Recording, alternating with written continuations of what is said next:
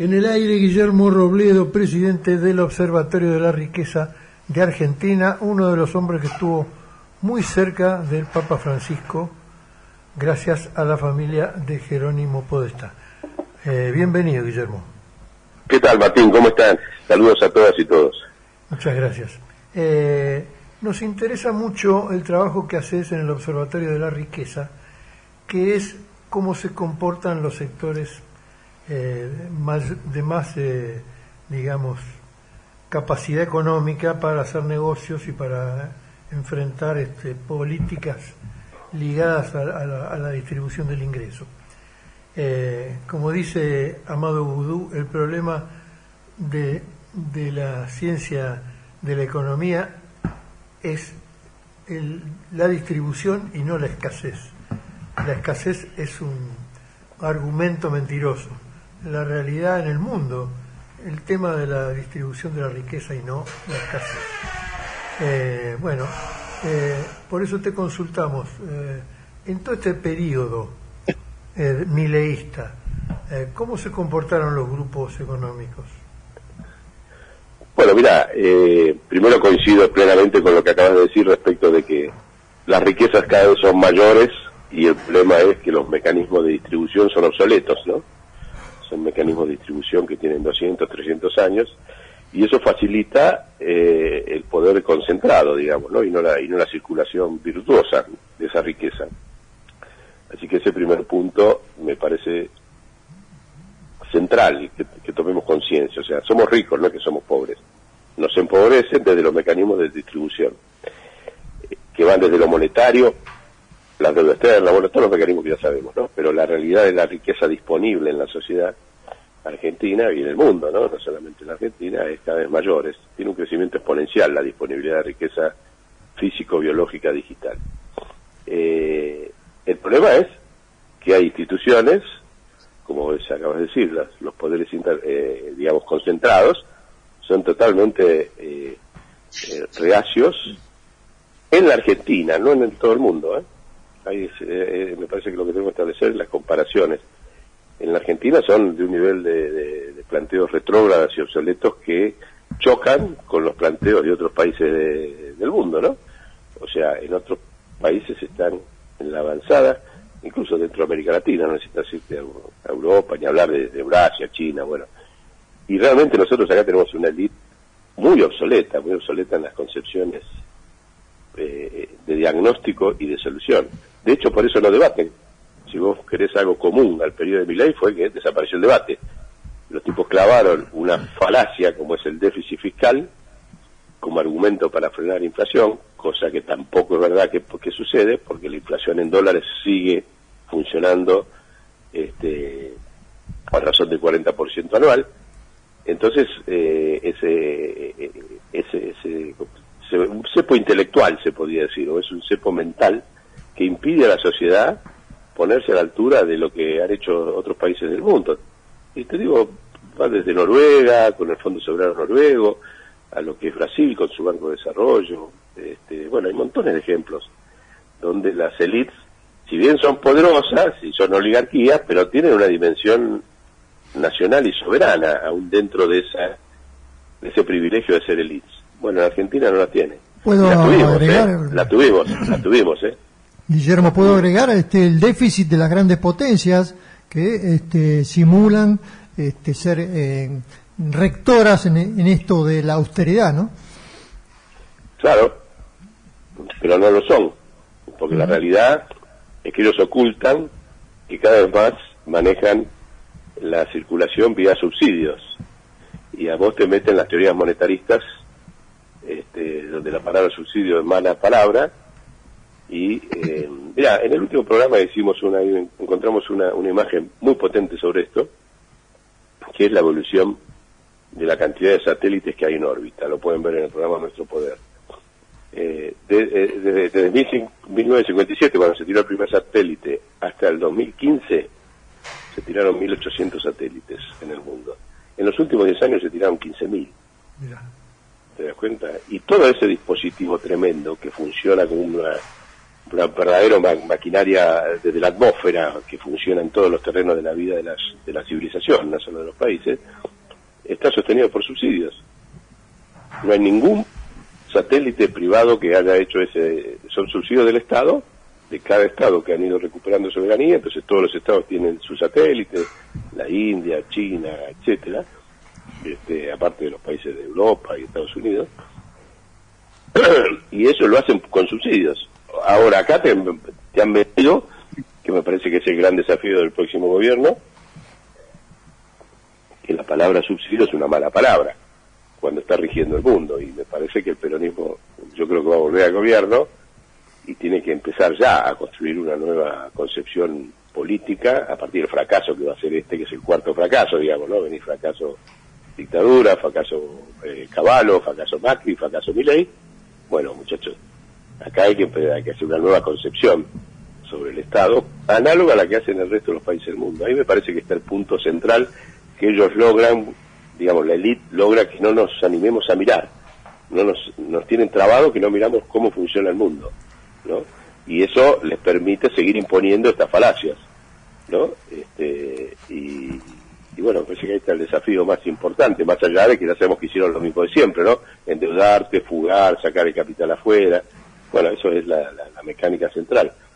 Pero el problema es que nosotros no estamos generando una economía política nueva post-Milei. Por ahora, yo creo que después del triunfo de Axel, esto Axel lo tiene bien claro, digamos, como economista y como hombre de Estado que lo ha vivido en el mundo. El tema es transformarlo en un nuevo salto ideológico del movimiento nacional, no solamente del peronismo, ¿no? Eso es para mí por lo menos lo que estamos militando nosotros ahora, ¿no? ¿Cómo se manejan Brasil, México y Venezuela con este tema? Mirá, se maneja con un rol del Estado determinante. Por ejemplo, vos tenés Brasil. Brasil tiene el Banco Nacional de Desarrollo, que está financiado con el 1,5% del sueldo de todos los trabajadores de Brasil. Por descuento de planilla, todos los meses el banco está fondeado por el pueblo brasilero. Y eso es lo que lo ha convertido en la herramienta estratégica de Brasil a nivel mundial. Y es un banco de desarrollo que va desde el desarrollo aeronáutico de punta hasta el microcrédito en las favelas. Hace todo, ¿no? Ahí tenés una asimetría total con lo que es el sistema financiero argentino, pero total, uno es blanco y el otro es negro. Y nosotros tuvimos ese proyecto, porque lo aprobó, mirá quién te voy a decir, en el gobierno de Levingston lo aprobó Aldo Ferrer como ministro de Economía con el apoyo de Tacone. ¿Te acordás de Tacone? Claro, sí, secretario general de Luz y Fuerza. Bueno, claro. Y los dos apoyaron un proyecto análogo. Dijeron, bueno, hacemos el Banco de Desarrollo, el pueblo pone, los trabajadores ponemos el 1, no me acuerdo cuál era el porcentaje, que salió en la ley, y los sindicatos se sientan en el directorio del banco. Después eso se aprobó y lo voltearon a Levingston y quedó en la nada. Entonces ahí tenés una asimetría fundamental con Brasil. Con México tenés otra situación, donde México tiene un gran flujo de recursos que vienen de los mexicanos que están en Estados Unidos. Entran casi 70.000 millones de dólares por año que envían en remesas los mexicanos que están en Estados Unidos. Eso le da un potencial para planificar el desarrollo muy interesante, ¿no? O sea, no es el mismo mecanismo que tiene Brasil, pero bueno, ves que cada país va teniendo circunstancias distintas. Y Venezuela, que tiene, bueno, una estructura donde el ejército es determinante de la política, pero todavía no ha logrado pegar el salto a un banco, no sé por qué, ahí la verdad que no conozco, no sé por qué no ha creado la revolución bolivariana un banco de desarrollo, ¿no? Con tantos recursos que tiene. Me parece que eso es un déficit porque eso te impide la industrialización, la sustitución de importaciones, bueno. Pero aún así está firme porque el ejército defiende el proceso soberano, ¿no? Entonces, eso es lo que yo veo así como panorama comparativo a tu pregunta, Martín. Quizás no lo necesiten hacer en esta etapa, digamos, porque están manejando las finanzas. Han potenciado muchas empresas que se convirtieron estatales, algunas que claro. son privadas, así que están manejando, digamos, con bastante éxito la nacionalización o la estatización o la creación de empresas de todo tipo que están administradas directamente por el Estado. Y eso es el déficit que tenemos nosotros, justamente lo que vos decís. Bueno, Perón siempre lo decía, o maneja el Estado o manejan los monopolios extranjeros. Claro. Lo decía sintéticamente así. Y nosotros no hemos logrado todavía asumir eso, ¿no? Que yo creo que en un próximo gobierno va a haber que asumirlo, va a haber que, porque si nos quedamos en el medio, volvemos a ser sapo, ¿viste? En el sentido del sector energético, el sector financiero, bueno, hay varios sectores estratégicos que es donde el Estado tiene que recuperar el rol que tuvo, ¿no? Fíjate el Fondo Soberano de Noruega, que era el país más pobre hace 40 años atrás en Europa, con 3.000 euros per cápita, y hoy es el país más rico con 90.000 euros per cápita. ¿Por qué? Porque hay un Fondo Soberano Noruego que administra la renta, que puede ser como lo que fue el IAPI, ¿no? Nada más que con otro nombre. Administra la renta petrolera del Mar del Norte, cuyo dueño es el Banco Central, y cuya planificación, por ley, cada gobierno puede utilizar el 5% de ese fondo en su periodo de gobierno, pero después el 95% tiene que planificarlo a largo plazo. Esa planificación a largo plazo de la renta petrolera le permitió a Noruega pasar a ser más pobre, a ser hoy un país, uno de los más ricos del mundo, ¿no?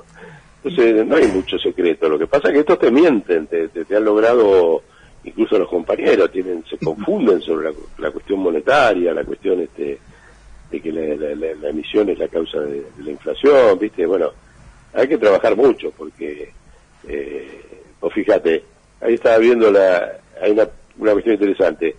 Venía ayer una estadística. Nunca se emitió más plata que en la pandemia en la Argentina. Casi 30.000 millones de dólares y no hubo inflación. ¿Cómo se explica? Entonces ese mito de que la emisión es igual a inflación, que me parece es una de las cosas que nosotros tenemos que lograr que las élites dejen de imponerlo, ¿no? ¿Cómo se manejaba el IAPI? Bueno, el IAPI fue originalmente, durante los primeros 3 años del gobierno de Perón, fue una gerencia del Banco Central. O sea, Perón lo primero que hace en el 46, cuando gana las elecciones el 24 de febrero, el 26 de febrero ya cambia el directorio del Banco Central, aún sin haber asumido como presidente, y pone a Miranda, que era un empresario, y a otros empresarios y a sindicalistas en el directorio del Banco Central. Y se los ponen ya porque si no, dentro de 2 meses, cuando yo llegue, estos, que eran todos, como ahora, ¿viste?, funcionarios de los bancos extranjeros, cuando yo llegue me afanaron todo. Entonces, y dentro de eso, establece durante los primeros 3 años que el único que puede manejar dólares del país, a través de esta gerencia, que se llamaba IAPI también, era el Banco Central. Después lo independiza, ¿no? Después cuando ya empieza a tomar vuelo, lo libera del Banco Central y lo convierte en una institución nacional que manejaba el comercio exterior. O sea, los dólares de la exportación no lo manejaba como ahora exportadores privados, sino el Estado. El Estado se unió al Banco Central y después como ente autónomo. Y entonces permitía dirigir fondos hacia la industrialización. Por ejemplo, hay otro órgano que está olvidado de lo que hizo Perón, de la Dirección Nacional del Estado, DINIE. Se está complicando tu sonido, no sé por qué, algún cable. A ver. Entonces, a ver ahí, ahora. Está bien, está muy bien. Ahí está mejor. Entonces, bueno, desde las divisas permitía planificar las divisas necesarias para el desarrollo industrial. Divisas que eran todas esas. Se empioja tu sonido. ¿Hola? Sí, se escucha mal. Se escucha mal. Bueno, ¿Hola? ¿Me escuchas ahora? No, sigue haciendo ruido. No está claro. No está claro. Igual ha sido muy generoso, Guillermo, así que te agradecemos mucho. Dale. Esta nota porque no pasaba desapercibida. Tuvieron muy bien los datos que tiraste. Muy claro. No. Fuerte abrazo. Un abrazo.